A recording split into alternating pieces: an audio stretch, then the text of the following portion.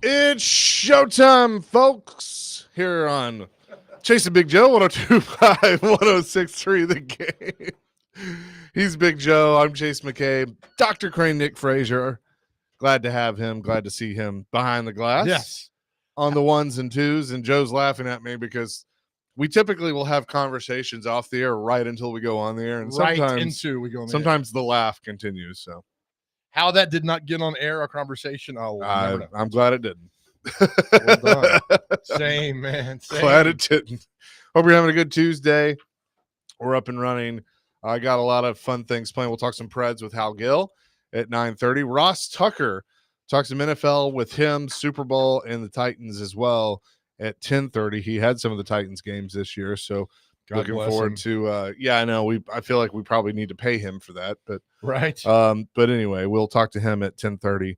How you doing, JoJo? I'm doing well, man. I am doing well, and it's a always grateful to come in here and be here every single day. So, and we love you guys. We appreciate our audience. It's just good times, man. You know, it doesn't feel. George Burns said so well 1,000 years ago, if you fall in love with what you do, you don't work a day in your life. That's true. It is very, very true. Dr. Crane, how are you? I'm swell. Good. Yeah, we're good. We're glad. Thank you. We're glad for sure. We have to tell. I mean, you were involved in a not a nice accident last night. I was not. Yeah, I was on my way home from dinner, and a guy swerved into my lane. I was in the turn lane, and it was just an initial reaction to just slam on the brakes and try to avoid the back end of his car, and ended up T-boning the guy. So his car was all right, drove away, but mine is not okay. So I was carless for about, I don't know, 5 to 6 hours. And, you know, we have a family car that we've had in the family since like the early 90s. So I'm just driving an old 90s car right now, which is fine. Why'd you call us, man? Oh, well, we're here for you. Oh, he did call me. This is kind of crazy. It was funny because, you know, with the whole situation, I didn't know how it was going to play out. And my initial reaction was I need to call Chase. This is going to mess up the whole schedule tomorrow. Right. And I was like, all right, let me just call Chase real quick. And I frantically called him. I was like, hey, man, I got in an accident.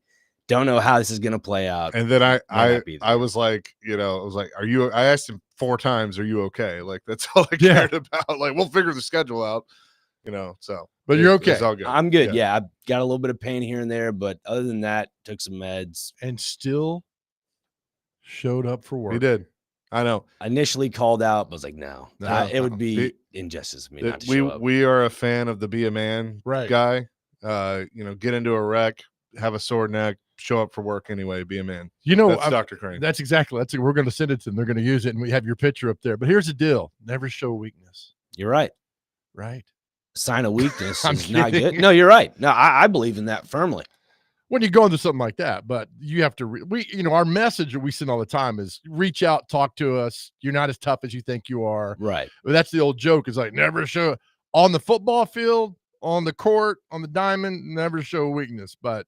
You know, we're here for everybody, man. Colin, we've, and that's why I've talked to Chase. In 2024, we talked to a lot of men and we love it. I mean, we love that about helping you out, just being here to talk to you. So I'm glad you're okay, man. We're worried about you. Thank you very much. Yep. So glad Dr. Crane is here for sure. So last night was like the first Monday in a long time that I didn't have football to watch. Wasn't it weird? It was weird. I mean, I watch wrestling like I usually do, right? On Netflix, so that was fun.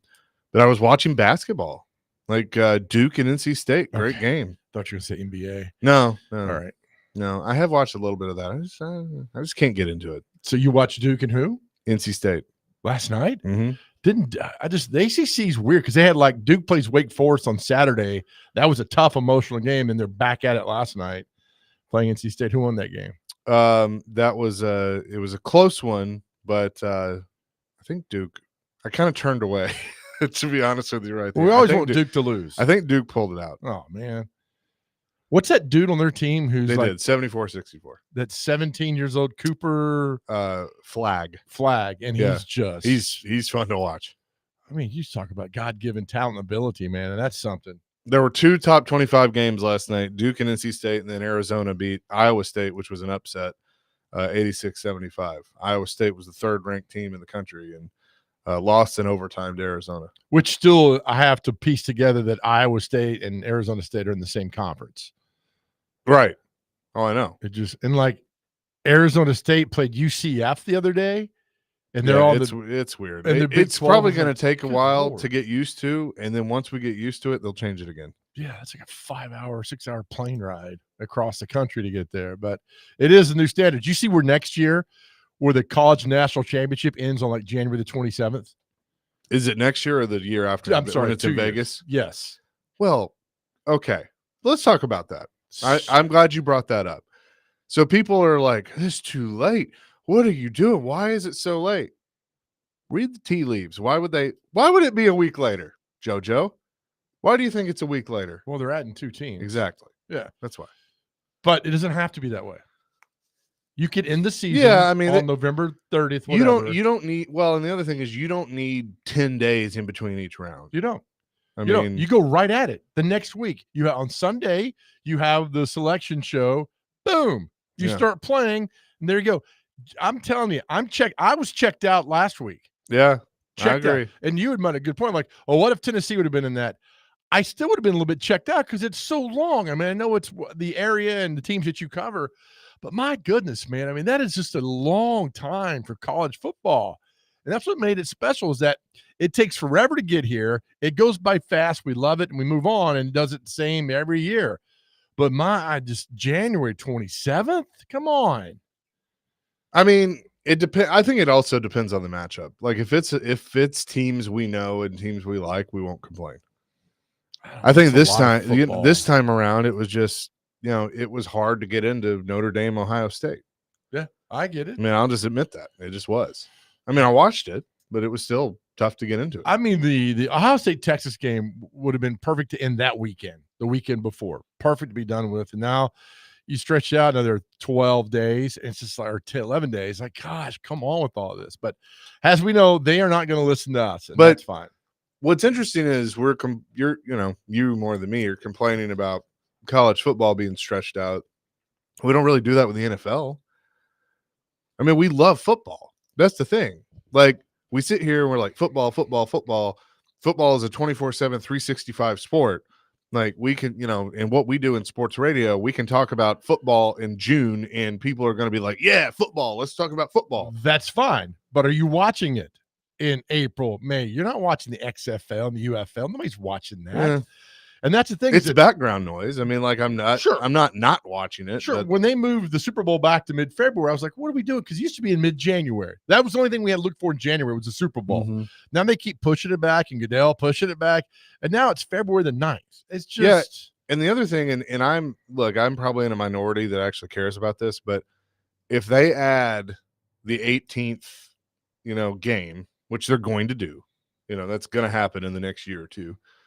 And my guess is the PA is going to be like, okay, we'll take the 18th game, but you're going to give us a second off week. Yeah. So you're going to add 2 weeks to the schedule is essentially what's going to happen. That's going to put, if things stay the way they are, that's going to push it into late February. And then you're going to interfere with the Daytona 500. And that I got an issue with. Yeah. Again, I'm probably in the minority, but that's traditionally, it's February 16th this year. That's around where it is. It's always around Valentine's Day, give or take a few days. Yep. And, if you're pushing the Super Bowl back, then you're going to end up either, it's going to be the same weekend, which they would never do, or, you're going to mess some things up. So, yeah. And that's the thing. Move it up 2 weeks. And look, I'm telling you, 18 games, you got to expand that roster. I mean, look at the Lions. Yeah, they lost guys left and right down the stretch. Teams are going to lose guys in the 15th to 16th week. It happens. It's football. Injuries happen. And it's the greed part of this which turns me off in a massive way. If you add the 18th game, is it realistic to say, now the owners are going to, complain about this and probably push back, but realistically, the active roster should go to 60. Oh, easily. It won't. They'll probably we'll let you add 3 more. Yeah. And at least they've done this where the third quarterback doesn't count against the game day and get rid of inactives. Just, Yeah. I get why, but if you got 60 active, you got 60 active. Like That's it. It's And a I know- pretty and I simple know- thing. I know that people in the industry will tell you that, well, it's a competitive advantage. Like if you got a guy hurt, but you don't want to put him on IR, he's inactive. And so, you don't want to have the Titans have 55 active and the Jags have 60 active. Yeah. Or whatever, It's just a thing where they're going to have to figure a lot of stuff out, but the 18 games and guys get injured down the stretch. I mean, you're going to start pulling guys out that you think get the playoffs and not get injured. So it's a whole cat and mouse game. And I'm not a fan of it, man. I mean, I grew up in 14 games. There's nothing wrong with 16 games. There was nothing wrong with, and now it's 17. It'll go to 18. Well, you probably said there was nothing wrong with 14 games either.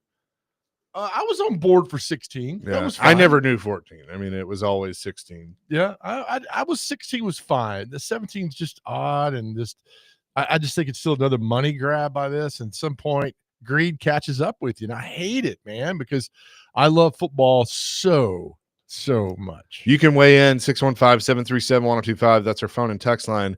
Driven by WilsonCountyHoney.com. Tommy says Goodell said on Pat McAfee he wants 18 games, 2 buys, and the Monday after Super Bowl to be President's Day, where a lot of people are off work. That's Daytona 500 weekend, though. And then he also says, also fun fact, A.J. Brown has more Super Bowl appearances now than Burks has touchdowns. Right? He's also got more Super Bowl appearances than the Titans franchise. Yeah, has. that's true. He's got 2 to 1. Can I bring this up real quick if you don't mind? Mm-hmm. We talked about for the show 39 years ago today, the Challenger exploded, right? And for those of us who grew up in that, Chase, we weren't born yet. Dr. Crane wasn't born yet. So 39 years ago today, the Challenger, and we were out for school because it was snow day all through Metro and Nashville. So we all watched this tragedy unfold in front of us. And it's a question of not like, where were you when it happened? Because half the audience wasn't alive when that happened. And I understand that. So about 4 years ago, I got to tour the White House, and I went to the Oval Office. You get to step a foot in, and I saw the resolution desk. And the whole time I'm with a group of people, they're like, oh, the Oval Office. And I kept thinking about Ronald Reagan's speech that afternoon after the shuttle exploded. It's probably, with the exception of the Gettysburg Address, it was probably the best speech ever of an American president. I mean, it was, if you don't know what I'm talking about, go back and watch it. And it was so heartbreaking and just genuine, and the country was hurting. But I was mesmerized, Chase. I was starstruck by a desk. And so my thing today was I wanted to just throw it out there. It's just a question on the side. What's something, a historical site or something you saw that stopped you in your tracks? Like, I'm looking at the Oval Office. All I can think about is the desk and Reagan sitting there. Did you visit Mount Rushmore? Did you visit a Civil War site or a battle site or a building that just took your breath away?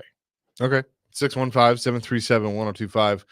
That's go. And yeah, I obviously learned about the Challenger explosion in school, and my mom being a teacher, that was obviously, near and dear to a lot of teachers' hearts because of Kristen McCullough. That's right. I just remember reading a book about it and kind of the detail of when they found, the wreckage and found the crew and all that stuff. And it was just like, but, unfortunately I have seen, that was before my time, but then Columbia, I do remember. February the 1st, 2002 or 3, right? I was watching that live because I always would watch the shuttles take off. Was it take off or landing? They were coming home. Yeah. And I was watching it live, and I was just like, did it just blow up? So yeah. Something else. I mean, it's places like when I went to Dealey Plaza where JFK was killed. I couldn't move. I was like, holy cow, this is where history happened. Yeah. And I'm just curious what other people have gone through, have visited, sites or places that have just like, this is, I can't move. I can't speak. I mean, I got to soak up this moment. I kind of had that moment the first time I went to Vegas, and I was like, we were in an Uber, and I looked at Ricky, and I was like, is this where Tupac was shot? Like, I mean, I mean, was it? Yeah. Oh my we were gosh. at the intersection. Yeah. And I was like, dang. Were there other people there? Do you think just kind of taking that moment? Well, you could kind of tell that people like would realize where it was and what it was and everything. Obviously, it's not to the same level as JFK or Right. MLK or whatever. Well, sure. I'll tell you another one that people have brought up. It's when they go to Daytona and see the spot where Yeah. Dale Senior. Yeah, well, that's what I was going to say. Turn 4. First time I went there, and I actually got to walk on the track. No, and, did you really? And I walked over there when it was cold, and I just look. I prayed. I did. I walked over there and I prayed because like he was my hero, Right. you know. Obviously, dad and grandfather too, but like I loved Dale Earnhardt, and you know, that was one of those first time there. It was just like you kind of felt his spirit, and he wasn't the only one that has died there, but you know, obviously changed a lot of things on that day in 2001. Did you go to the exact spot where you hit the wall right in there? Yeah. Oh man. Yeah, and his statue's right outside it too. Really? Yeah. So him holding the trophy and everything. But it's always interesting to listen to Dale Earnhardt Jr. talk about why Daytona, you know, Daytona is he calls it a special place for him in many ways. Obviously, there's been good, and he's won 2 500s. His dad won it, but it obviously changed his life. Well, yeah. I mean, just So think it's about for him to a spot that he has to drive by when he was racing where his Mhm. father died. Mhm. I can't comprehend that. Yeah. Well, and I'll never, speaking of, I'm glad you kind of brought this up.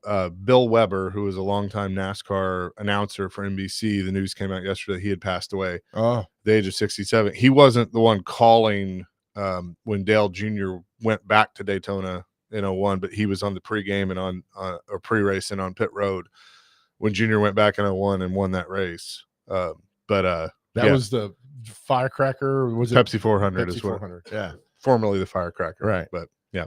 615-737-1025. We'll take your calls and texts on this and much more. Coming up next, Chasing Big Joe, 1025, 1063 The Game.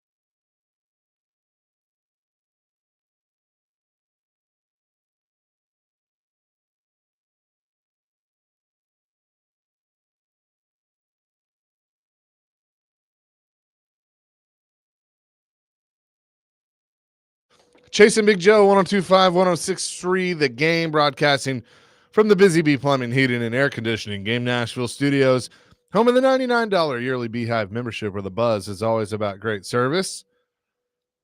The outfield, they were a one-hit wonder, right? I mean, this was it. Or did they have? Shut your mouth. Did they have man. another one? Play Deep is one of the greatest albums of all time. Okay, all right. Don't They had yell about at me. 5 other songs, but this is the one that they play all the time. Like, listen, I have an old soul, and I like, classic rock or however you want to classify it as. But I do miss some things. I mean, there are things that, when did this album come out? 1985, 86. Okay, so that's a year or two before I was born. So I do miss some things. So. No, you're fine. But that's the thing is that people are like, well, I didn't know. There's no excuse today. Yeah. I wasn't alive when the Beatles were around, but I know about the Beatles. Yeah. To answer your question, the question of the day, just something that kind of took your breath away. Historical. By the way, there's something in our equipment rack over here that sounds like my car. I don't know what it's just but anyway, get to the station. Buddy. Mine for me was 8 months after 9/11 was going to ground zero. It was one of those things that, like, I will see clearly in my head until the day I die. I still have pictures of it, but seeing the Iron Cross, and it was April of 2002 when my 8th grade class at FRA went, and we were the first, wow, that's like 7 months after. I think I've told this story before that, on the 8th grade hallway, and I don't know if it's still, I'll let you know today because I'm actually going over there today. But to FRA. I am, yeah. But it used to be they had all the 8th grade classes, they had their pictures, and they were all on top of the World Trade Center on the observation deck. Our class was the first one not to have that. We did ours in front of ground zero. So to go and to see that, and like it, is this giant, at that point, just a giant hole is what it was, but they were still pulling stuff out. It was still very much, raw and real. And then some 20 years later, I went back and went to the museum. And I think I've said this before too. If you have an opportunity to go to New York, go ahead and carve off, 2 or 3 hours. Be ready because it's heavy. Yeah, it's very heavy.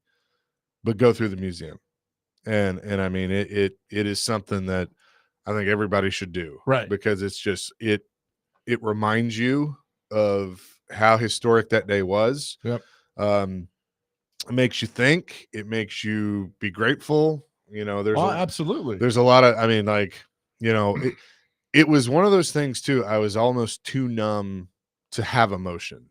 Like I walked out and I was almost emotionless. But you were 16, right? But have you been back after? No, yeah. When I went a year ago. Okay. To the museum. I was in 8th grade. I was definitely not. I was 13. I think. Yeah. That should be right. 14. I was 14. When I went in 8th grade, and I had a comprehension, obviously. Sure. I was old enough because to start my 8th grade year, we were a month into school. That happened. The art teacher ran into my first period going, "Terrorists just hit the World Trade Center." And we're all like, "What? Why would they do that? Why would a teacher run in screaming that?" No. Right? But that our day changed. Right. How long is a tour of the 9/11 now? Is it like an hour, 2 hours? Yeah, it was like 2 hours. And it's kind of at your pace. Like you kind of take yourself through it. Yeah. But there's all these, there's the conspiracy part is certainly covered. Really? Okay. Oh yeah. I've gone down those wormholes. Oh, you can go down the wormholes. They for sure. Right. And then I think the thing that really, we're off on kind of a tangent here, but That's right. You talk about things that take your breath away, is you walk into a section and there's a piece of the plane. And it's like, I just sat there and stared at it. Yeah. I'm like, oh, I'm sure that hit these towers. Like that took this thing down. That's crazy. Like that's that. And then it's like your mind starts going, if there's people, there were people on there, and then they had like, do they have a place for backpack phone calls? Is there? Yeah. That's from that. I actually walked out of the Holocaust Museum in DC when you get to the part where they have all the shoes Mm-hmm. of people that, and I was like, I can't do it. I couldn't Yeah. do it. I left. But like, and what's interesting is like, I had those moments where like, I don't know if I can keep doing this, but I made myself, because it was like, no, I kind of owe it. I felt in a way like I owed it to those people to, to kind of keep doing it. All right, And good for you. but it's heavy. I mean, it definitely is. So sorry to kind of take us down a. That's the question. What historical spot took your breath away? Mine was in the Oval Office in the resolution desk. As I said at the top of the show, where Ronald Reagan gave the speech after the Challenger exploded 39 years ago today. And that's what led to the questions. Like, that's the desk. And that stopped me in my tracks, like your thing at 9/11, man. Josh and Donaldson said Stone Mountain for me. It's good. And Georgia. Dave in Portland says, I went to New York in 2012 with my grandma and step grandfather, and we went to visit Ground Zero. It was such an eerie experience. I mean, that's a good analogy. 7393 says St. Peter's in Rome brought tears to my eyes. Ooh, that's a good one. Let's see. Felix says, I lived in Hawaii growing up on the island of Oahu. My dad was in the military, so I was 17 years old when I visited Pearl Harbor, and they have the ship underneath the Arizona. Yep. And there is a walkway that goes over the ship, and you can look down and see the ship. I was not born then, but the story and everything, you actually visit history. It hit hard with me. I've never been to Pearl Harbor. It's another one. I mean, that's probably number 2 on my list, because you can see the oil still leaking from the Arizona into Pearl Harbor. Yeah, aren't they like in there? Like, eventually they're going to have to pull it out, right? Never. No, they said they won't. It's going to stay there forever. Yeah. Kevin says the Heritage Building. I don't know that one. I'm not sure either. Kevin also says flying over Ground Zero after 9/11 in a Black Hawk on our way to Lincolnhurst, New Jersey, May 2002. Yeesh. Powerful. Devin and Dixon. Every time I go to Daytona, it has an effect on me because I was a Dale Earnhardt fan. Yep, certainly get that. Kenny Spring Hill, the Oklahoma City bombing site, took my breath away when I visited. Yeah, it's I hate to say that's a good one, but I mean, I understand. Matt's correcting you. It's the Resolute desk. Resolution. Resolute. But I had a Resolution. That was the best thing. The story. Resolute desk. Thank you. Yep. Matt. Thank you, Matt. Let's go to we got to get to Hal Gill, but a few phone calls real quick. Daryl wants to answer a question. Daryl, what's up? Good morning, guys. So family trip to the DC area, drove up from Nashville, Lebanon area. And on the way, we went to Monticello with Jefferson's home, and took a nice tour. It was very engaging. We weren't so restricted like you are in so many other historic places. We were able to go into Jefferson's bedroom. Oh, wow. I literally sat on his bed and looked at the desk where he partially drafted the Declaration of Independence. Ooh. It was amazing. And I've got a wife who's a history major, and we were able to share that. It was an amazing experience, among many other things, like the Holocaust Museum y'all mentioned, and the smell of leather there from the shoes. But yeah, the Jefferson experience there, I would suggest anybody to go, as well as make the round, spend a week up there. There's so much to do, particularly as things calm down, and hopefully a good spring up there. But just wanted to mention that. Y'all have a great morning. Thank you, buddy. Thanks, Daryl. Appreciate it. Oh, that's powerful. That is powerful. Sally wants to weigh in. Sally, what's up? Hi, I went to Gettysburg on Veterans Day with my cousin, who is an Air Force veteran. And when you go and see that surround and hear the history first, and then go out to tour where it's not missiles or bombs getting there, it's a hand-to-hand combat on farm ground. And the amount of bloodshed and horror that went on in that place was that I will never forget that. Sally, is there a spot where where Lincoln gave the speech? Is that still there, like a platform or anything? I don't know. We didn't have time for that. My cousin and her husband had been there many times, so they kind of whipped me through what was the best spots, but the actual battlefield, I think, is separate from the town where the train came in with him. Okay. So I'm not sure, but that was quite moving. The panoramic painting that traveled around the United States for a while after the Civil War, to let people know what kinds of things went on there. It's Wow. just, and with her being a veteran, it was, I was very overwhelmed. It I'm was sure. Wow. Thank you for the call, Unreal. Sally. Appreciate it. you bet. Thank you. Thanks. That was a good one for sure. Sally. We'll get back to this later in the show. Coming up next, though, we'll talk to Hal Gill, get his thoughts on the Predators as they're back in action tomorrow night. It's Chase and Big Joe, presented by the Omni Nashville Hotel here on 102.5, 106.3 The Game.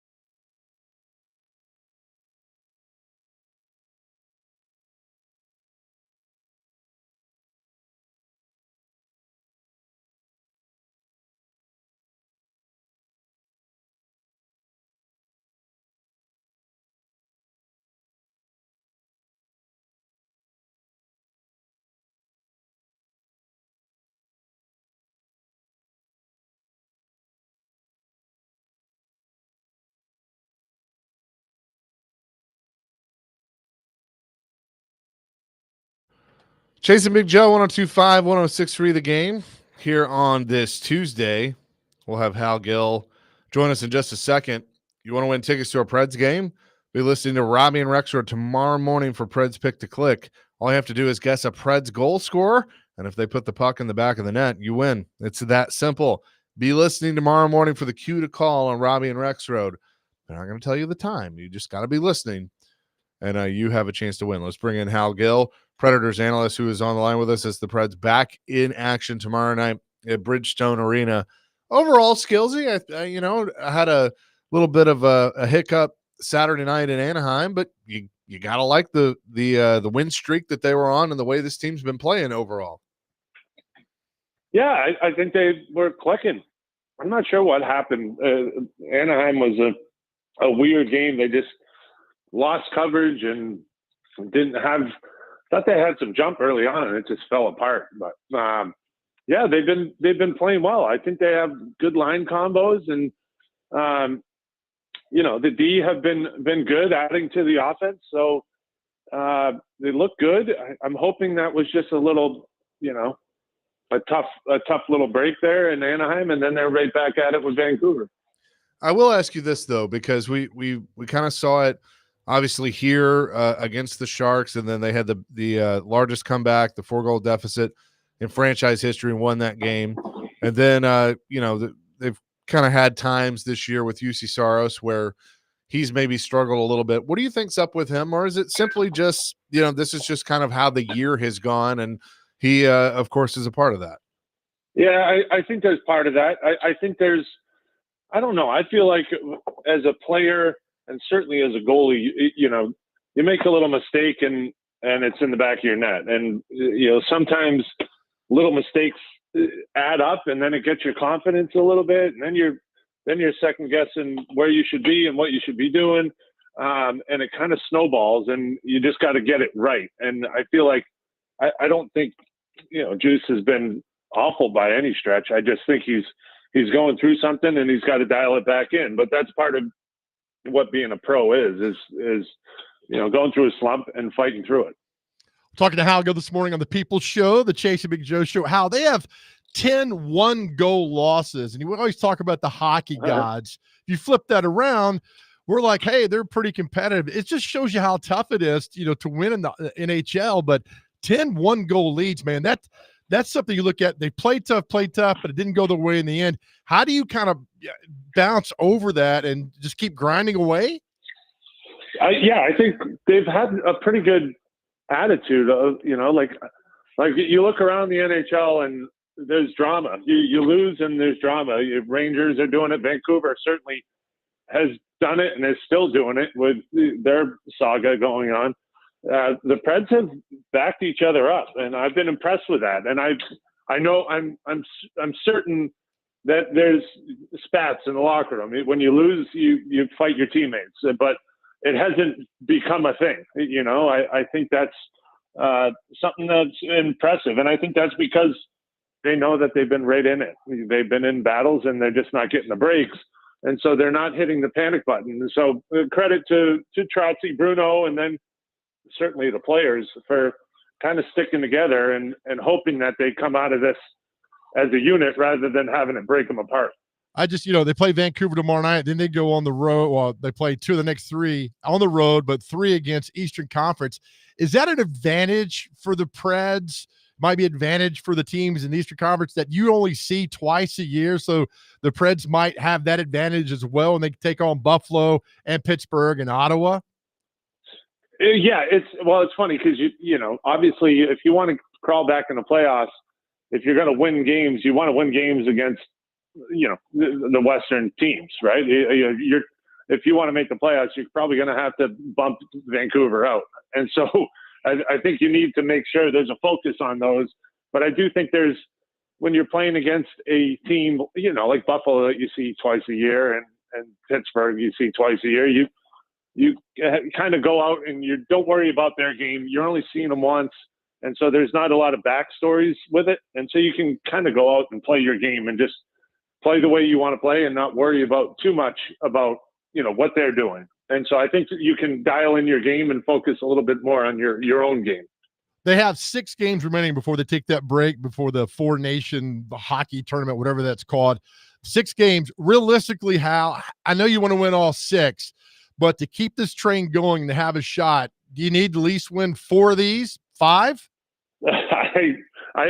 I think you got to be looking at, I think if you want anything to happen and you want to stay relevant, you got to win at least 4. But I think 5, there's going to be one game that's not going to go your way, even if you're playing the best hockey. I feel like that's just the nature of the game. And obviously, everyone wants to win 6, but I think you got to be looking at the numbers 5, and if you get 4, you're still in the conversation, but below that, you're out. So there's certainly an urgency. They're not in a position where they can expect to lose games and still be in the mix. Is there, Hal Gill is with us, is there a little bit more urgency though? Because, obviously the trade deadline is approaching. That's something that Barry Trotz has to look at and probably will look at with his team in the position they're at. And so, does it ever get uncomfortable in the locker room of guys knowing that, hey, this could be our last game together before one of us gets dealt? Yeah, absolutely.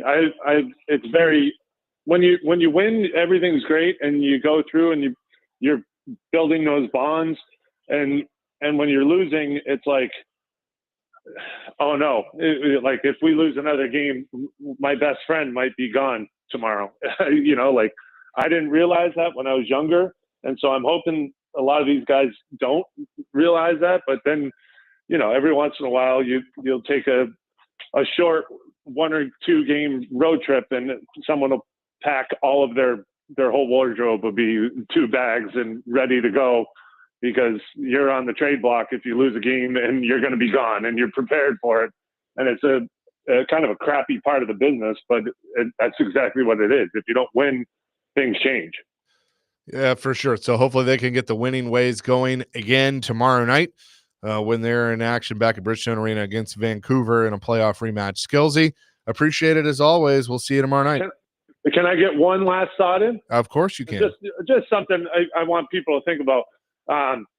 Juice, the conversation was like, okay, his numbers are going down, and he's not the player that you signed to the big contract, and there's concern there. And I just wanted to remind you guys that Pekka Rinne was I remember he was going in to get hip surgery, and he was getting older, and his numbers were down, and then he turned around and won a Vezina a couple of years after that. So I want you guys, things change, players go through ebbs and flows, and I think Juice is going through that. So don't quit on him. I remember being in Boston hearing people say that Tom Brady has lost his edge and he's not the quarterback he used to be, and then he won another one with the Patriots and then took off and won with the Bucs. So the athletes go through this, and you got to be patient with it.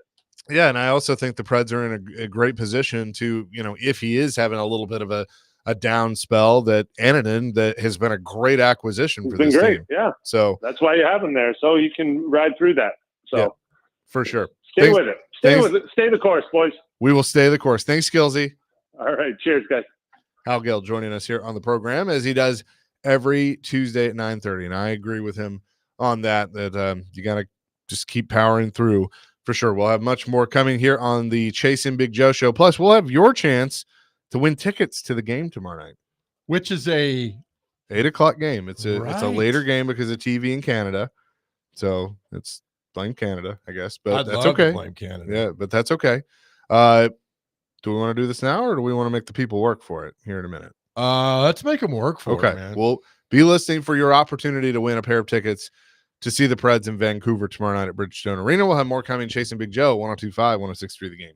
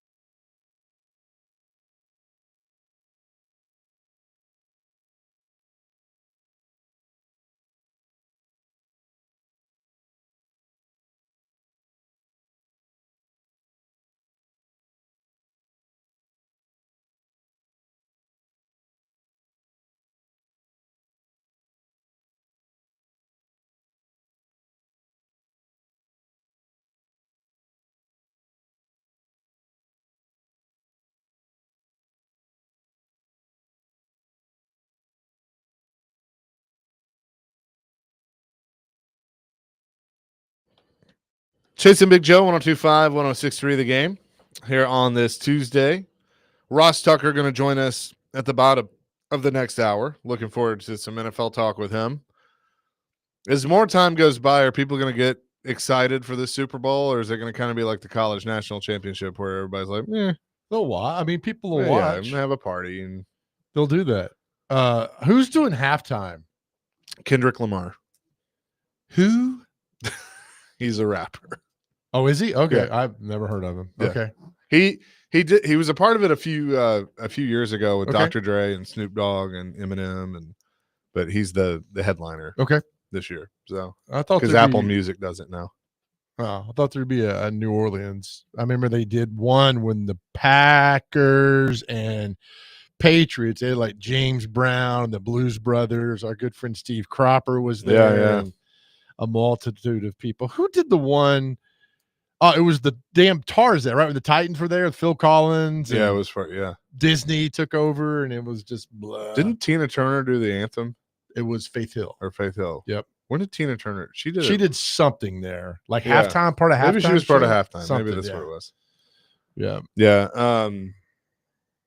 Do you have a favorite one, Prince, Prince? because it was raining, and he Yeah, could have easily died on that stage. And did like him doing Purple Rain in the pouring rain? It was amazing. I mean, it was nothing comes close to that. Yeah. And we'll get to all that next week, but that's the one that stands out more than anything else. Awesome. Yeah, for sure. 615-737 show. 1025.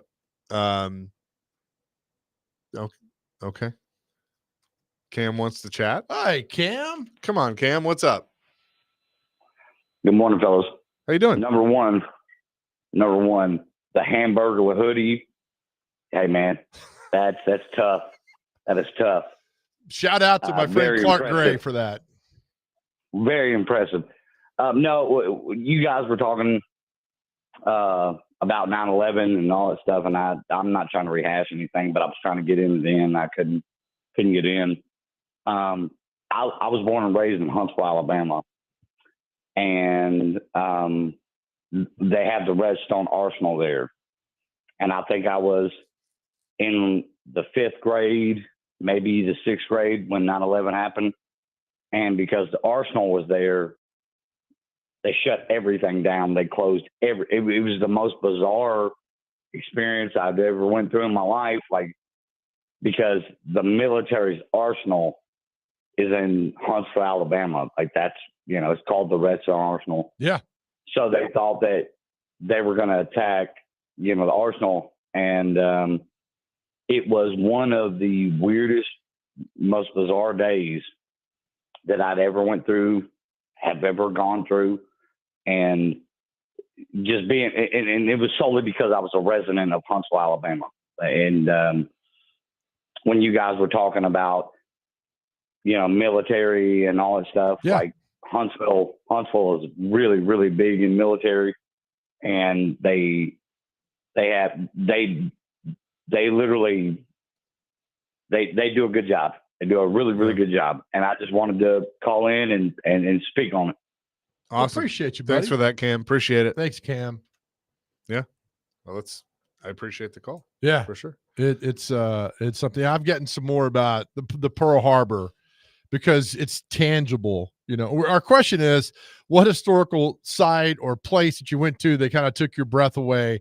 Coming off the Challenger explosion today, I got years ago visited the White House, saw the Resolute desk, and where Reagan gave that speech, and I was just stunned. I mean, that's the desk in the office, but Pearl Harbor's one. I think it's tangible things where you could walk over and see the USS Arizona and the oil still leaking, and know I think there's hundreds that are still entombed in the Arizona from that day, and you see it, Yeah. and it's a real thing. Somebody texted in that walking the deck of the USS Yorktown as well.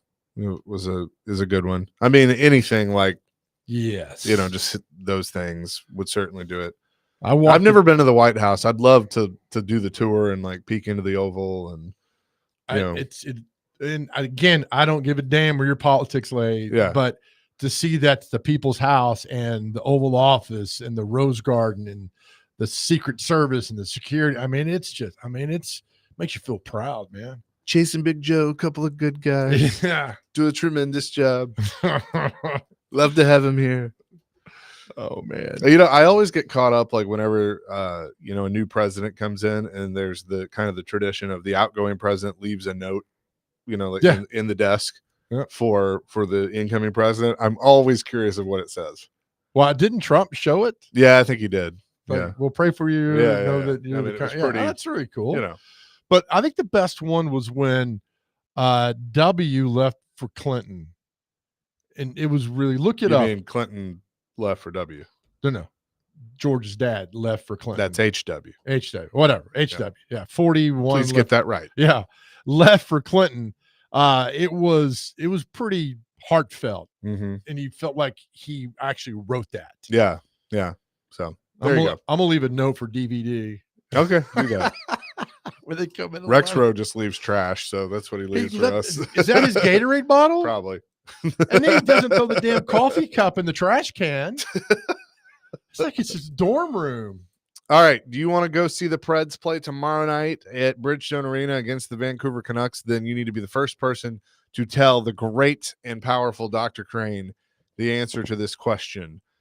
There was a Predators defenseman that was drafted here, played here for a long time, and left after the 09-10 season and signed in a pretty, big deal with the Vancouver Canucks. His first season with Vancouver was the 2010-11 season. Can you name this former Predators defenseman / Canucks defenseman? And I'll give you a hint. He came back to the Predators and ended his career here. Good Lord. Please say that again, because I got lost halfway through. Predators defenseman was Okay. drafted and developed by Nashville, played for the Predators for, I think, 6 seasons. Okay. Left after the 09-10 season and signed as a free agent with the Vancouver Canucks, where he played for, I think, 7 seasons in Vancouver. Okay. He did end his career in Nashville. Who is that defenseman? I have no idea. 615-737-1025. First person to get that right will win a pair of tickets to see the Preds and Canucks tomorrow night at Bridgestone Arena. We'll have more coming in hour number 2. Chasing Big Joe, 1025, 1063 The Game.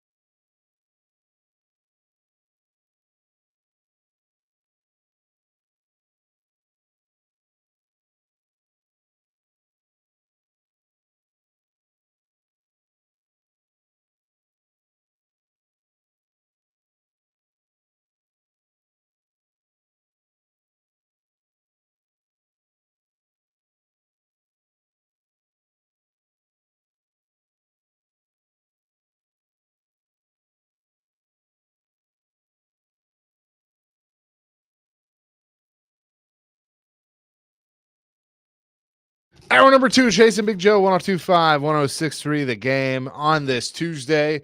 Hope you're having a fantastic start to your day. He's Big Joe. I'm Chase McCabe, Dr. Crane, Nick Frazier on the ones and twos as well. All right, so yesterday, 2 new NFL coaches were introduced. I don't know if you watched either press conference. I did for some reason. I went down this rabbit hole because they were on Twitter. The first was Brian Schottenheimer, the new head coach of the Dallas Cowboys. Jerry Jones introduced him.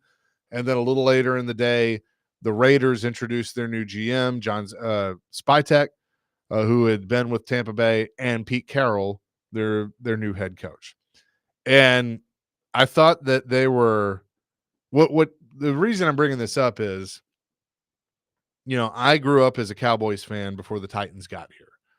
So naturally, I still kind of root for both, and people may give me a hard time on that. I don't care. It's my life, so it doesn't affect you in any way. But I get a little defensive.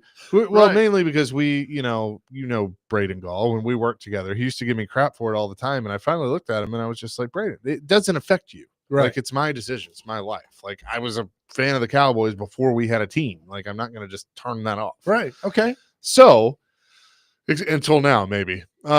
So I'm watching this yesterday with Jerry Jones, and Jerry Jones introducing Brian Schottenheimer. And, people are asking him the questions of, okay, why Brian Schottenheimer? This is a guy that is, he's been around a long time. His dad's Marty Schottenheimer. He's, been an offensive coordinator with Dallas, with Georgia, with the Jets. I heard Derek talking about him, that they spent a little time together in New York, and, he really liked him and stuff, but he's never really been mentioned for head coaching jobs. And so why is this the guy? And of course, throughout this press conference, Jerry's getting a little defensive and all this stuff.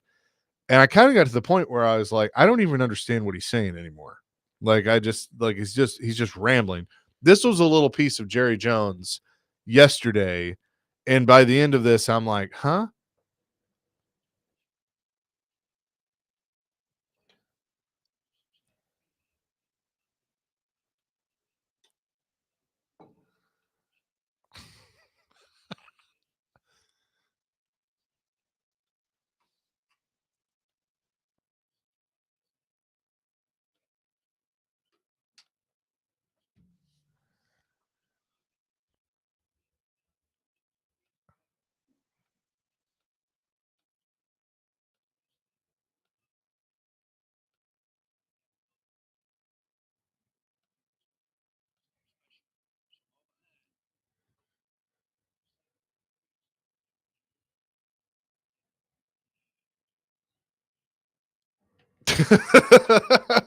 Was that it? That was it.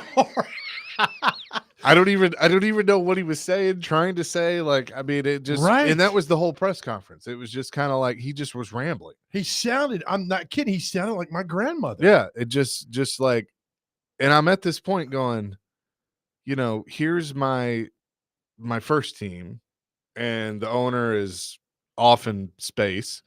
And I mean, he talks, and then the current team, the home team, the Titans, now this owner is, not even there, doesn't even show up to press conferences anymore. Yes. So it's just like both franchises. I'm just sitting here going, what the hell is going on?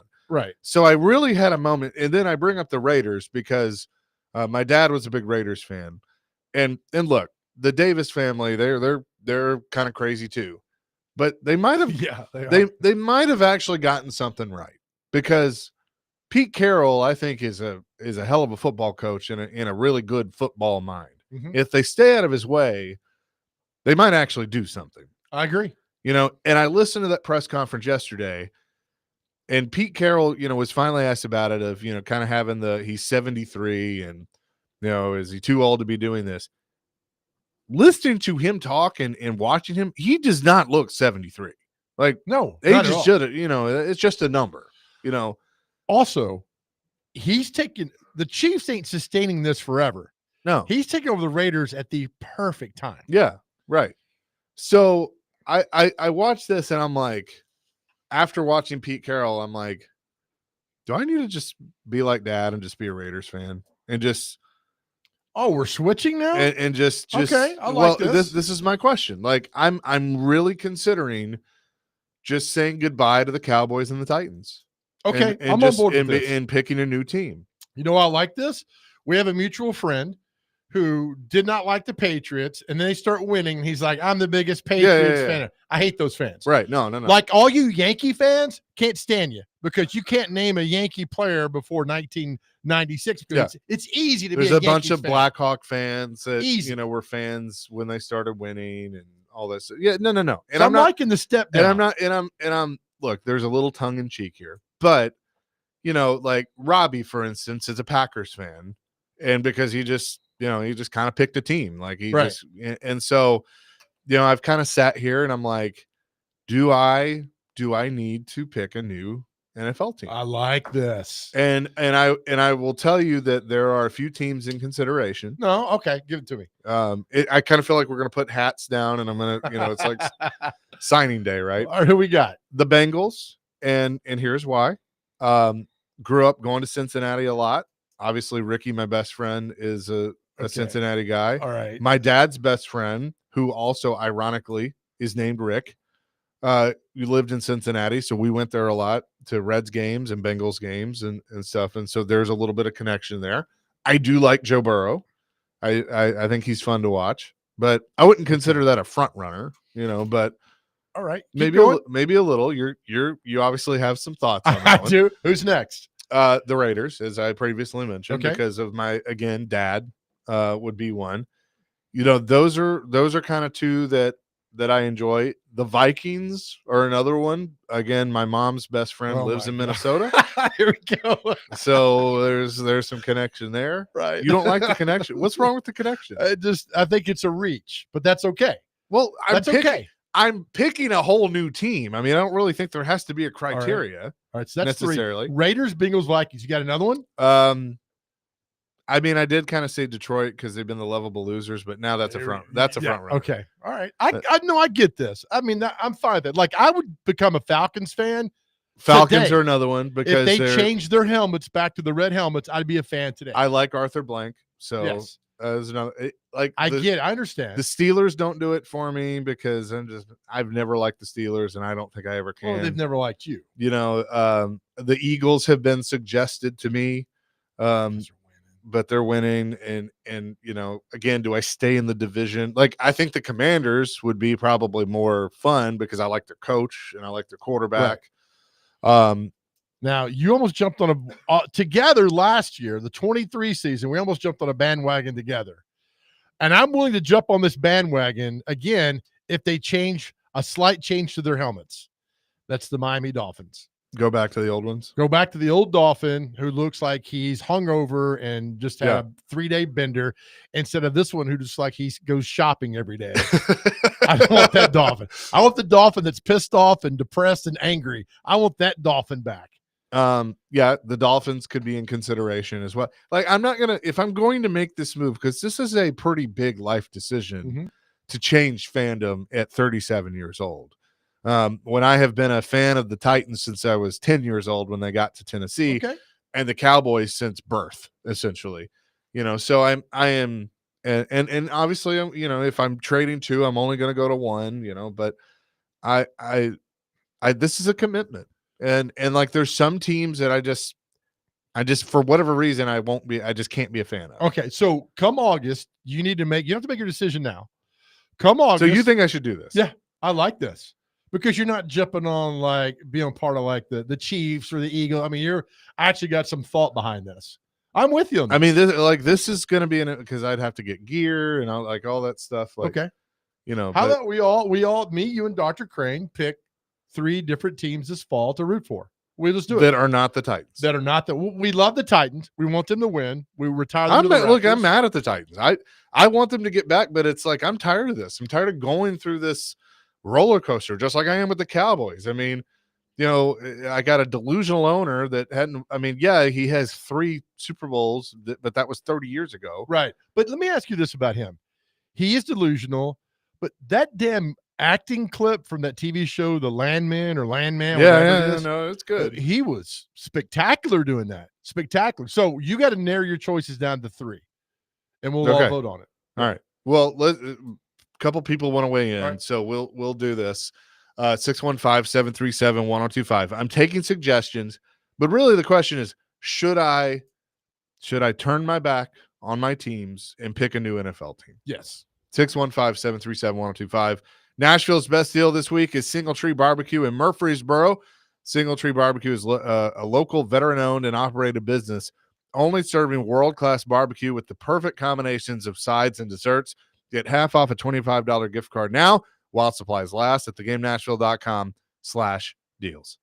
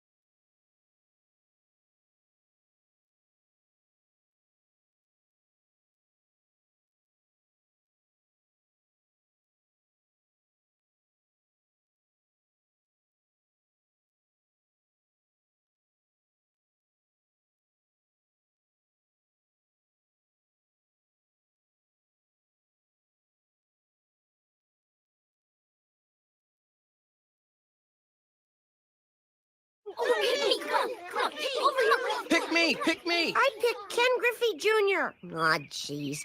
Okay, I'll take Millhouse. Hey, Mr. Box, will you be on my team? You got yourself a player. Damn. All right, I'll take Lewis. I'll take Jose Canseco. Classic episode of The Simpsons.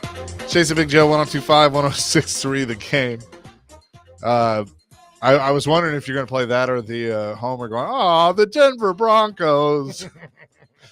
Should I pick a new NFL team? That is the question right now.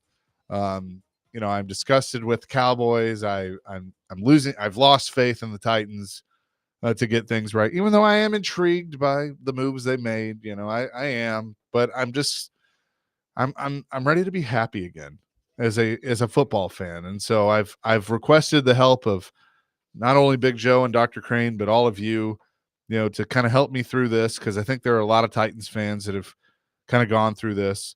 Can we pick a team for you or no? Or can we you could suggest teams. Hair Metal Henry says, I'm with you, Chase. I was a Dolphins fan because of Marino before these losers came to town, and I'm thinking of going back. To Miami? Yeah. I'll go back to Miami with you. I don't mind. Kevin says, Chase, don't give up on your Cowgirls. Give Shot and Goober a chance. You never know what might happen. If you do pick a new team, pick the bleep clown show known as the Jags. Feel my pain down here in Florida. I'm probably not going to do that. I want you to be a fan of the Carolina Panthers. Well, I'm kidding, obviously, because there's no. Okay, name off some teams, and I will give you the yay, nay, or maybe. Arizona Seahawks. Cardinals. Oh, sorry. Whoa. Okay, go ahead, Dr. Crane. Arizona Seahawks. Cardinals. Nah, don't do much for it. Seahawks, maybe. Why on the Cardinals? I just they just don't excite me. I mean, Kyler Murray's blah. Okay. There's an I just don't feel it. Saints. I could put the Saints in the maybe. They're a franchise. So here's another thing. I like the lovable losers. They're a franchise that historically hasn't won a whole lot. They have won a Super Bowl, but so yeah, I could get behind the Saints. I think I'm going to vote on nightlife. Like New Orleans. Yeah, New Orleans would be a fun city. like that. I'd love to go to a game at the Superdome. So I would say the Saints are in high consideration. Cleveland Browns. Hell no. Why not? Because I don't really. What's your expectation there? There's 5 wins? No expectations. Fun fan base, but I don't. I mean, I want to go to Cleveland, but okay. By the way, Deshaun Watson posted something on TikTok about not wearing a boot for his Achilles injury, then gets injured, and part of his thing was allegedly he had to have that boot on, and he has a video not having the boot on, and somehow, somebody that could. Yeah. And I don't want to support a franchise that supports him. Okay. All right. Moving on then. All right. The Jets. No. I mean, just what have they won? What are you looking for? I mean, that's you're come shopping at my place for a car. What are you looking for? Joe, a football team is like finding the girl of your dreams. You'll know it when you see it. Okay. Is he okay in there, Dr. Crane? I think I got it. I'm laughing and coughing at the same time. All right, but I gotta lead you somewhere. Tell me okay, just keep naming it. Not the Jets. Colts. Boring. Why are they boring? They got a new quarterback. He's flashy. They're already going to get rid of him. And look, I'm going from one crazy lunatic owner, and I'm not going to another one. What about this? The Texans. Texans, I do kind of like, because one, they're the sworn nemesis. They are. And two, I don't know. They got something cooking down there. And now that everybody was all hot to trot about Bobby Slowick, and they just fired him, which I thought was interesting. But I like CJ Stroud. I like what they're building down there in Houston. So the Rams. I do like them because I really like Stafford and I like McVay. I like McVay a lot. Yeah, and so I'm curious of what that's going to look like down the line. And look, Stan Kroenke, here's the thing. Stan Kroenke is what I'm looking for in an owner. He's rich as hell, but he stays out of the way for the most part. Yeah. Okay. So I would say the Rams are in consideration. So the three solid ones we have are the Bengals, the Vikings, and who's the other one? Raiders. The Raiders. I'm with you on the Raiders, man. I have faith in Brady. and Pete Carroll. When Pete Carroll walked into his office yesterday and was talking to some people in the staff there, and they showed the Raiders emblem behind him, the logo. That's just badass. Yeah. That helmet, that look is iconic, and it's just badass. So I'm throwing you to the Raiders. I Okay. just think that's because listen, when I come to this conclusion, again, it's like when you find the person you're going to marry. When you know. okay. That's just how this is. So you know it's the Raiders. I Throw feel the Bengals out of here. my heart is starting to pull me to Las Vegas, and I love Las Vegas too. So that's another one. See that I think that plays like I think I'm leaning But- heavily towards but the like- Dolphins because I like Miami. You in Vegas. And I've told you this before. Like my dad I asked him one day, I was like, "Why are you a Raiders fan?" And I mean, as he got older, he wasn't like a huge fan, but like when he was growing up, his team was the Raiders. His dad, my grandfather, was the Cowboys because he loved Landry. And my dad said, "I love John Madden. I absolutely love John Madden." John Madden was the former player, player's coach, man's man, just like this big old guy on the sideline with personality, and retired at the top. And then you had Plunkett. He loved Plunkett. He loved Stabler. Like he loved Howie Long, Daryl LaMonica, Jack Tatum. I mean, he used to joke about like I watched those teams, and the O-line and the D-line got out. The prison bus would pull up and let them out on work release. That's the kind. Art Shell. That was the kind of team that they had. Like they were just a group of badasses, and that's why he liked him. You just talked yourself into it. I'm proud of you. I'm there. I'm close. No, yeah, I think you over. And they got. And here's the other thing: the silver and black. That's a badass look. It's great. I tell you, watch the Pete Carroll thing. I mean, you see that logo emblem behind him. You're like, all right, it's time. I mean, it's time. And they've been bad for a lot. They've been the one playoff since they went to the Super Bowl. Yeah. All right. Mike has a team suggestion. Hello, Mike. What's up?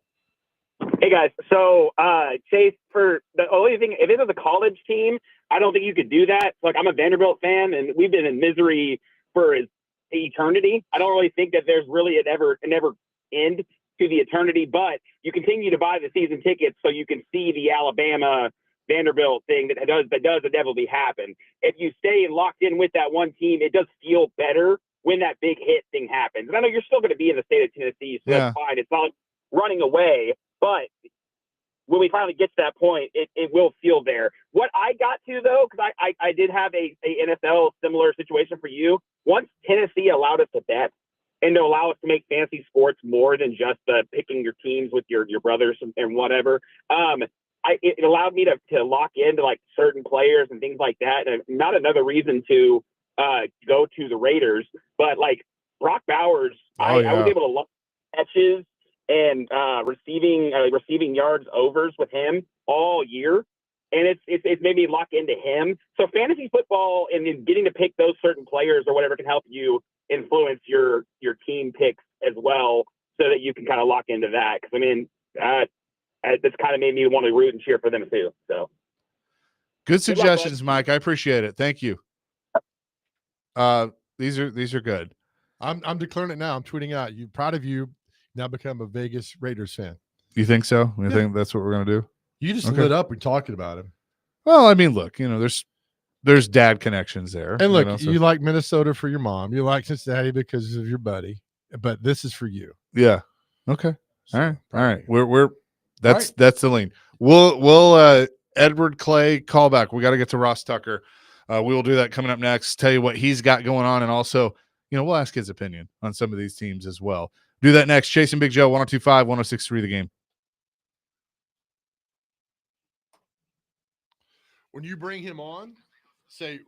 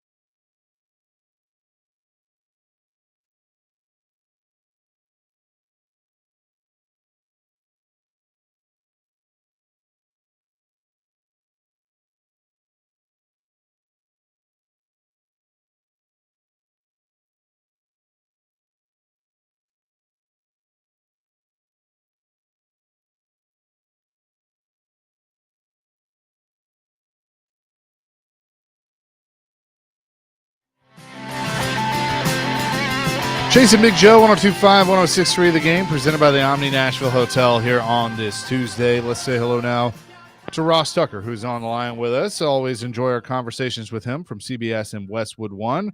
Ross, how you doing? Doing great. How are you guys doing? We're doing fantastic. Before we get into some football, we've talked to you about this before, but I know you're really passionate about myfrontpagestory.com and this really cool Valentine's gift with Valentine's just around the corner. Tell us more about it. Yeah, I mean, listen, it's by far the best Valentine's Day gift I've ever seen. It's pretty incredible, actually. You talk to a writer for like 10 minutes while you're driving home from work, or if you just want to fill out an email, you can do that too. Tell them how amazing your significant other is or wife, whoever you want to give it to. They write this awesome story. It looks like it's on the cover of the newspaper, like framed, like it's on the cover of the Tennessean, like framed beautiful pictures of you and her, the kids, if you have them. And then to me, the key with any gift is when you give it to them, it's kind of how you deliver it. To be able to say, I wanted to do something special for you this year, hun, so I had a story written about you.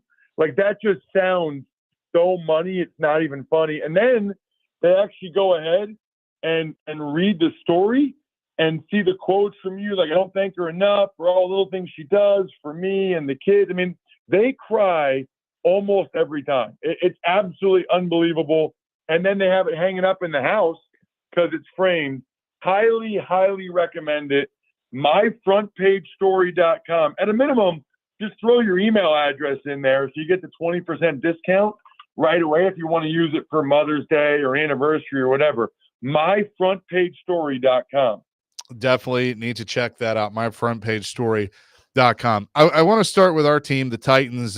You had the opportunity to call a few of their games this year, and I'm sorry about that you had to sit through all of that because it was rough at times. But when you watch Brian Callahan as a coach, and he was a rookie head coach, what do you see? Because I'm still intrigued, because even though this team was not very good, obviously they have questions at quarterback, and that's the reason they have the number 1 overall pick. I do think there could still be something there with Brian Callahan. What do you see?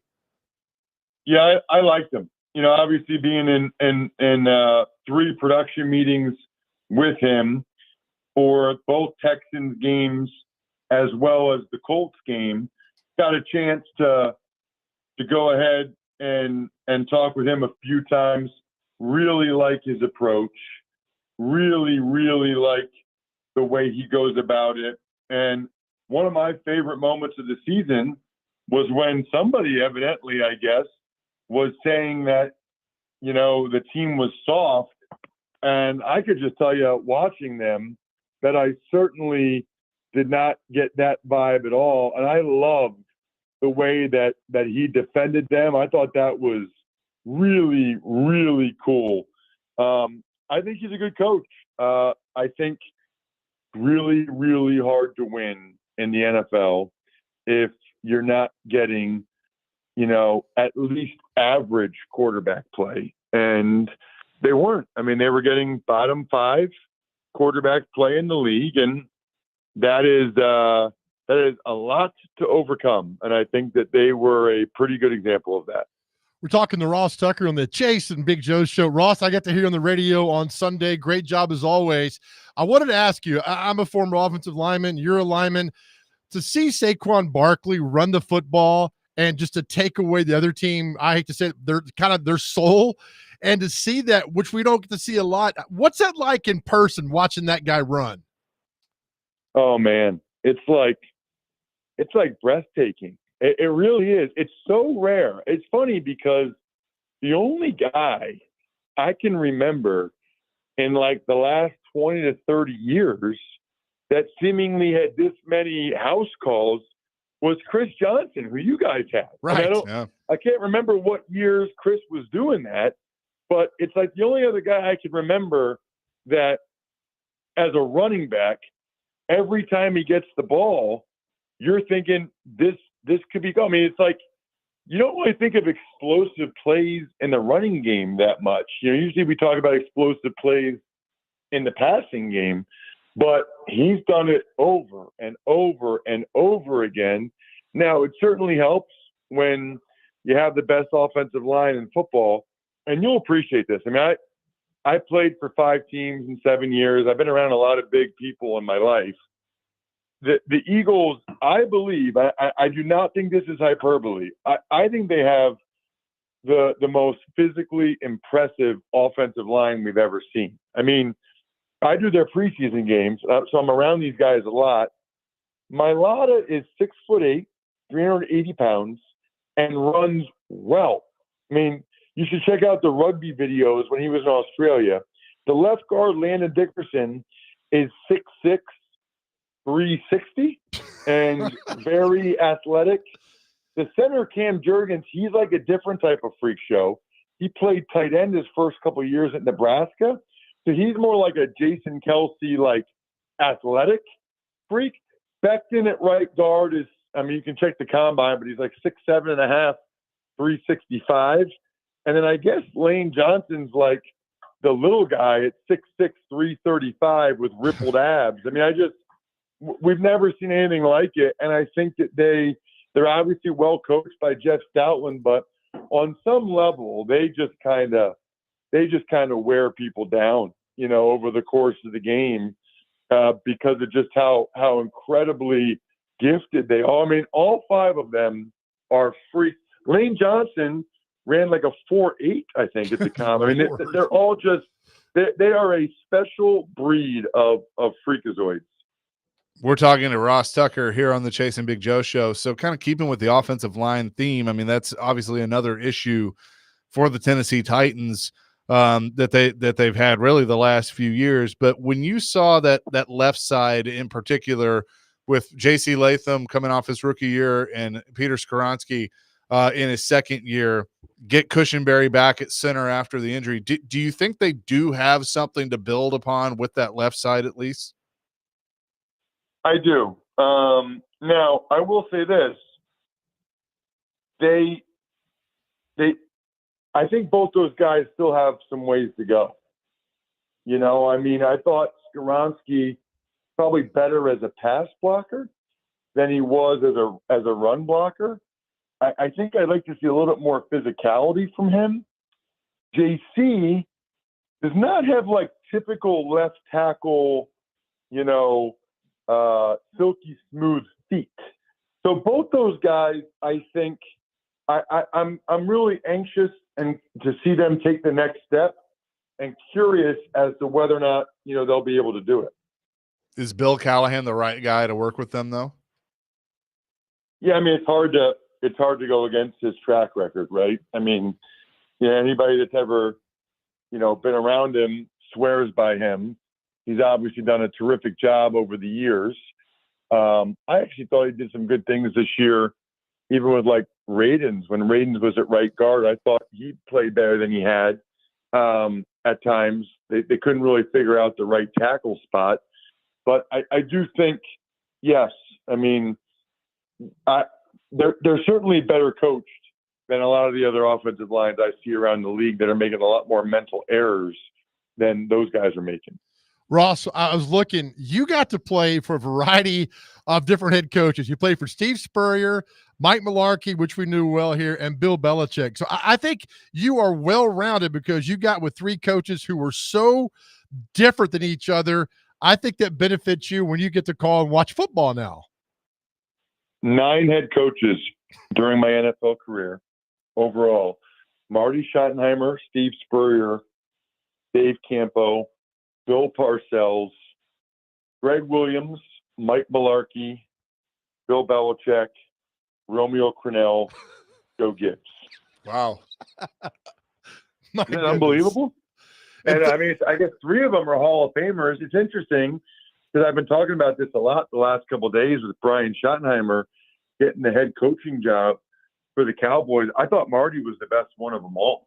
I mean, obviously he doesn't have the track record for you to make that argument, but I'm just saying, like, as a player, right, being there, watching, how they talk to us, watching how they got us ready for the game, I would have said Marty Schottenheimer. I'll still tell you, Marty Schottenheimer was the best head coach that I ever had. I would say that a lot of people would say that. Obviously, Marty Did a great job. Ross, real quick, myfrontpagestory.com. Give people a little more information before we let you go. Yeah, I mean, listen, regardless of whether you already know what you want for Valentine's Day gifts to give someone or not, go to myfrontpagestory.com. Just check these things out, see what they're like. Throw your email address in there so you get an immediate 20% discount. And then, we'll send you an email before Valentine's or before Mother's Day or Father's Day or whatever. I can just tell you the feedback on these things has been amazing. Life is short. Make sure people know how you feel about them. myfrontpagestory.com, myfrontpagestory.com. Ross, thanks so much for the time as always. We'll talk to you soon. Enjoy the Super Bowl here in a couple weeks. All right. Sounds great. Thank you. Yep. Ross Tucker joining us here on the program, CBS and Westwood One analyst and a former offensive lineman as well. So good to get that perspective. 9 head coaches. That's crazy. And then a crazy owner in Jerry Jones. Yeah. Well, so you gotta have that. He ran the gamut. Well, and he had, didn't he, with Gibbs, didn't he have Dan Snyder? That's right. So that's another one for sure. We'll come back. We'll tell you what day it is and celebrity birthdays here on this Tuesday edition. It's Chase and Big Joe presented by the Omni Nashville Hotel, broadcasting from the Busy Bee Plumbing, Heating, and Air Conditioning Game Nashville Studios, home of the $99 yearly Beehive membership, where the buzz is always about great service.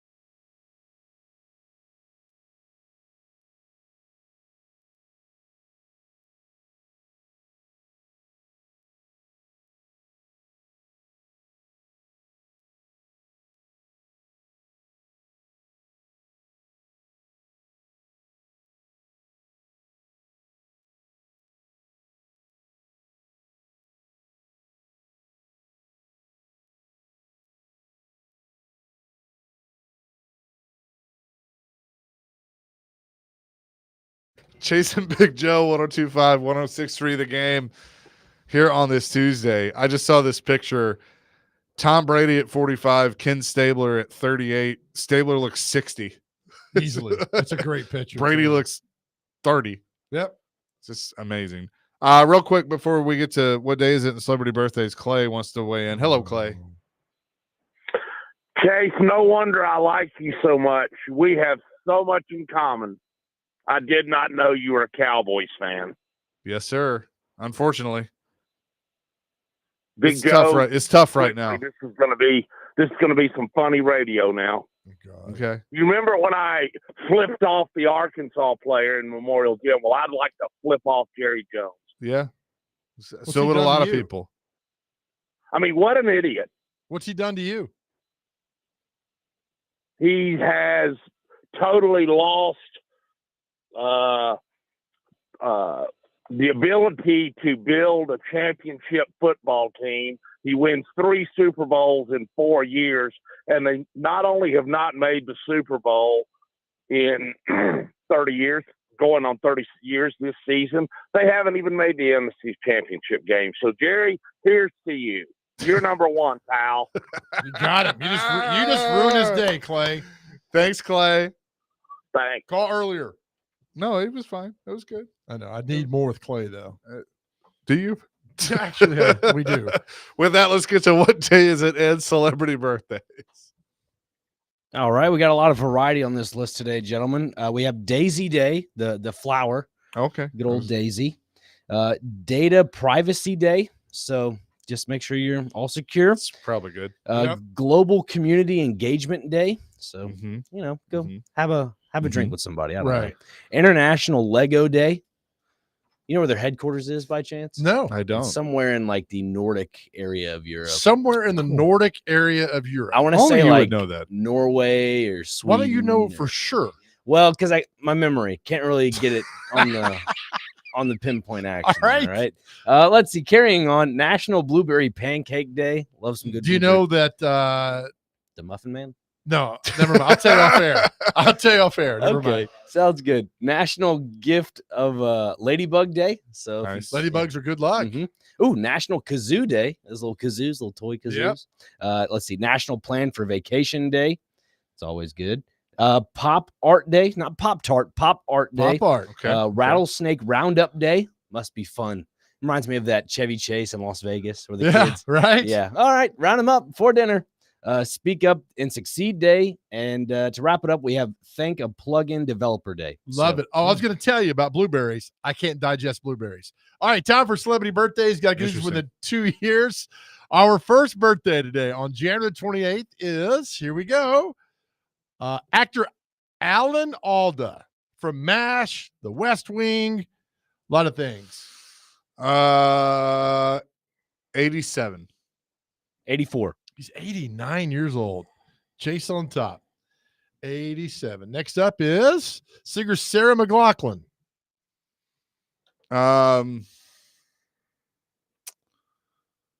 52. 57. 57 exactly.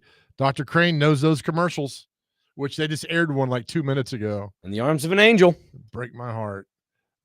Next up is from NSYNC, Joey Fatone. Or is it Fatone? Joey Fatone. He's the big fat guy now. And so he looks like me. 51. 53. 48. Hmm. All right, on down here. Singer Nick Carter from the Backstreet Boys. Oh, wow. What a look at great that. day this is. 47. 49. 45. Like the way you guys try to play it cool. Don't know these birthdays. 2-2. Good job, Chase. Thanks. Next up is from one of your little nerd movies, Elijah Wood. Didn't he play one of those little midgets that goes to Middle Earth? What's that called? The Hobbit. The Hobbit? The Hobbit. What's the name of those movies? The Lord of the Rings. Lord of the Rings. There you go. Little people, Joe. Yeah. Come on, man. Elijah Wood. How old is he? Come on. Just you little nerd shows. I can't with you Oh, right now. 44. 50. 43. I would have never gotten that in a million years. He looks 22. All right, Chase, you're up 3-2. On down here. Rapper J. Cole. 33. 37. 40. All right, on down here. Actor Will Poulter. 42. 40. 32. I'm going down. I'm trying to find these people that we know. Actress Barbie Benton. What was she in? She was in a lot of movies. She was a heartthrob back in the 80s. 61. 70. 75. Director Frank Darabont. He did The Green Mile and The Shawshank Redemption. Both good movies. Yes. 62. 70. 66. Rapper Rakim. Of Eric B. and Rakim. Rapper Rakim. 44. 40. 57. Humorist Mo Rocca. He's on CBS yeah. Sunday morning. 52. 58. 56. Dr. Crane is tied it at 3-3. We got 1,000. I'm trying to get to these birthdays here, the people we know. Rapper Rick Ross. 56. 49. 48. Dang. Dr. Crane's at 4-2. All right. Sports birthdays. Greg Popovich. 74. 78. 76. That's a push. Golfer Nick Price. 38. 40. 68. Down to the final two. Former Kentucky basketball player from Tennessee, Tony Delk. 55. 50.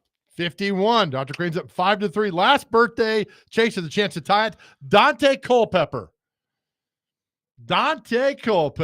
50. 52. He's 48, which makes it 4. Dr. Crane wins 5-4. There you Thank go. you. Thank you very Congrats. much. You threw me off. I was completely discombobulated.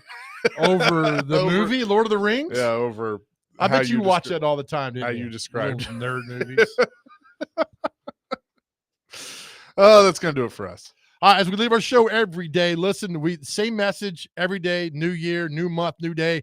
It's out to our guys out there. If you are struggling, having a rough day, man, before you do anything, please, on your cell phone, you can dial 988 or text 988. Somebody's always there to talk to you. We're always here for you. If you're going through some things, we all go through some things. Please reach out. Please talk to us.